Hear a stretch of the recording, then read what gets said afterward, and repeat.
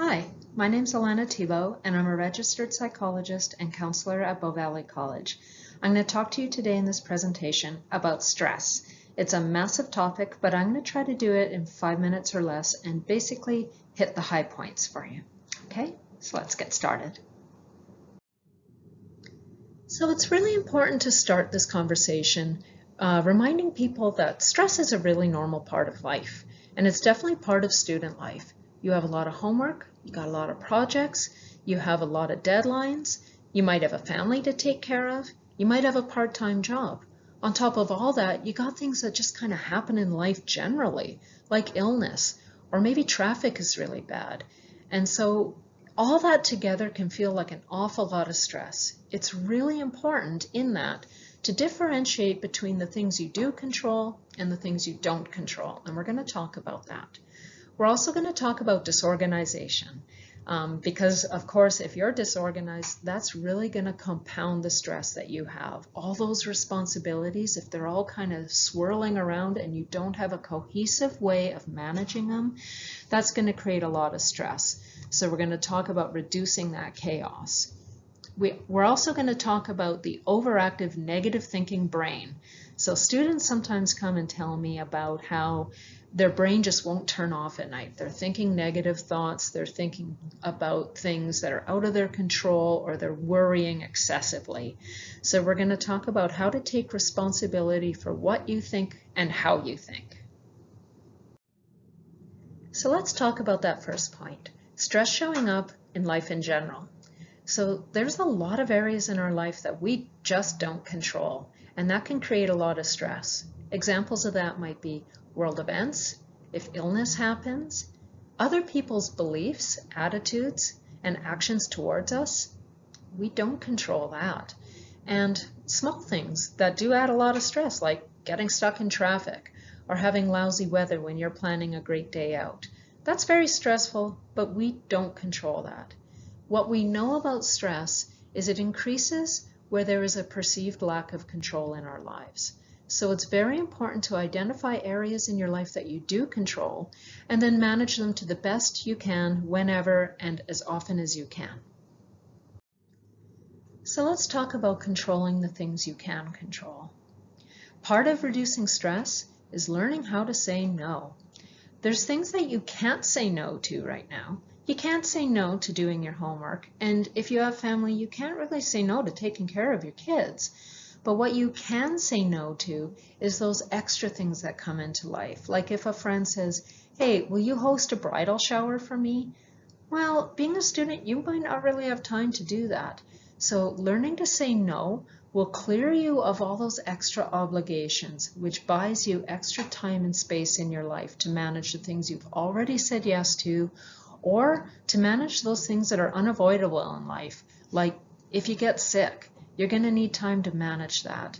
And if you've already said yes to a whole bunch of other things, that's going to really reduce your ability to manage that, which will increase your stress.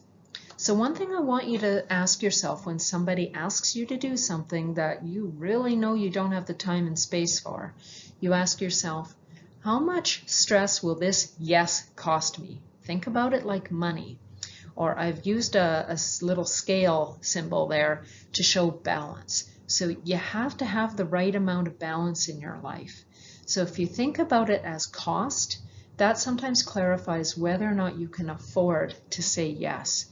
And another question you might ask yourself is, do I really want to invite this stress into my life? Sometimes when we say yes to something, we think we're being helpful or, we're doing a good thing. But I want you to start thinking about the word yes with the word stress. So if I say yes, that's the same as saying, I'm inviting this stress into my life. And you have to decide if that's something you can afford to do or not right now. So let's talk about the second way that stress shows up in life, through disorganization. How, you might ask? Well, I have supplied a recipe for stress with the ingredients of disorganization. So you take several tasks, which you already have in your pantry because you are a student, you add a failure to organize, mix that with poor priorities, and a dash of procrastination, and I can guarantee you that stress will cook up perfectly for you every single time. And if you want extra crunchy stress, then you just add that inability to say no, and it'll cook up even faster. So here we have a hurdles race, and I'm going to use it as a way of describing how to keep yourself organized and focused when you're in school. So like a hurdles race, there's a finish line and a whole bunch of things that you have to overcome in order to get to the finish line. So when you're in school and you're like, oh my God, I have all these assignments, I have all these tasks, and I'm trying to keep track of what's further ahead of me, and I have to keep track of what's coming up. Like a hurdles race, you take a quick look up and you assess, but then you clear the hurdle in front of you. If you're looking at the finish line, or if you're looking at hurdle number 5 when you're trying to clear hurdle number 1, you're going to crash. And if you're busy thinking about assignment number 5 when you haven't even started assignment number 1, you're not going to do too well either. So it's important to remember, just like hurdles, you look up, you assess where that finish line is, you see what's coming up ahead, but that's not your focus. You focus on what's coming up immediately, and you clear that, look up, and then move on to the next hurdle. And then you'll successfully finish that race. So here I'm going to give you 3 quick tips to manage the load. The first method is the 1-2-3 method. You take everything that you have to do, so all your assignments, all your obligations, all the stressors that you have in life, and you put them into 3 columns, 1, 2, and 3. The first column is for things that are absolute priority, second column for things that are important but not a priority, and the third column for everything that's extra. You do everything in the first column first, second column second, and if you have time, you get to do some of those extra things. So for instance, if you have a test coming up in a week that you haven't really studied for and you don't know a lot about, that's probably going to be a priority, as opposed to something that's important, like let's say a group project, but that's not due for a month. That goes into important, but not yet priority. Things that are extra might be catching up on Game of Thrones. The next suggestion I'm going to give you is to break your tasks into small, manageable chunks. So sometimes people will tell me things like, oh my God, I'm really overwhelmed because I've got 4 chapters to read before the week is out. And they're only focusing on the fact that there's 4 chapters. So I suggest to them, well, how about tonight, can you do 10 pages? And they're like, yeah, I could do 10 pages. I'm like, well, can you do that every night? And then, yeah, I could probably do that every night. If they break it down into smaller chunks, they see that they can get those things done easier without getting overwhelmed with the overarching amount. So it's no longer 4 chapters, it's 10 pages. The last suggestion is to do 20 minutes and assess. So sometimes people have a hard time getting started on something and they procrastinate until nothing gets done and then they fall behind. I suggest they promise themselves that they will do 20 minutes of work, and if they want to quit, they can. If they want to keep going, they can, but that 20 minutes has to get done. So generally anybody can find 20 minutes to get busy doing something, and it doesn't feel, again, overwhelming. And if they decide that they don't want to do any more, they don't have to, but then they can revisit that later in the day. So if they do 20 minutes 3 times a day, that turns into an hour of work.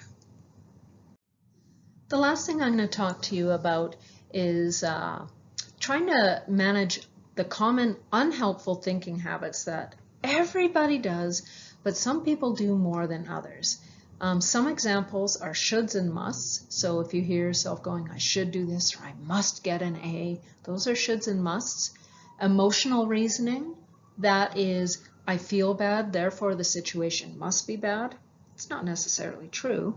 Catastrophizing, oh gee, I got a C on this exam, I'm going to fail the entire course and then I probably won't graduate. Catastrophizing.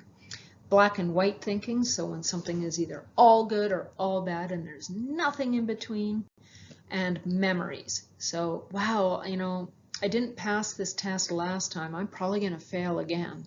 So riding on a memory that might have been unpleasant, assuming it's going to happen again.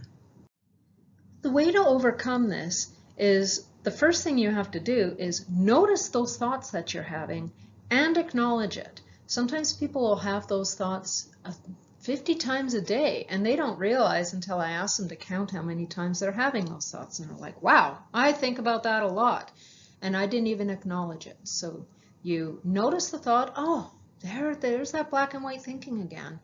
I'm doing it again. So you're noticing and acknowledging it. I want you to approach that thought with curiosity, not criticism. So instead of going, oh, I'm so terrible, I'm having that thought again, why can't I stop thinking that way? That's not going to help. So it'd be more helpful if you went, well, isn't that interesting? That thought came up again. What's happening right now that made that thought pop up? So you're just kind of noticing and gathering information for yourself. And then I want you to seek a more reasonable statement to replace that critical thought. So if you're doing black and white thinking, for instance, like, well, I either have to get all A's or I'm going to fail completely. Well, that's not very reasonable. So a more reasonable thought would be, well, I didn't get all A's, but my average is still pretty high, and I'm expecting to graduate on time. I may be a little disappointed that I didn't get what I wanted, but this is still really good. That's a more reasonable thought. You may have to do this over and over and over and over again because old habits die hard, and those thoughts are going to pop up, pop up, pop up. Every time they do, you got to challenge them, challenge them, challenge them. Over time, they will become less strong. If you'd like to talk about how these suggestions apply to you personally, or if you want to talk more in depth about the suggestions that were in this presentation, or anything at all, please contact one of our counselors. We're really happy to help you, and we want your success as much as you do. Have a great semester.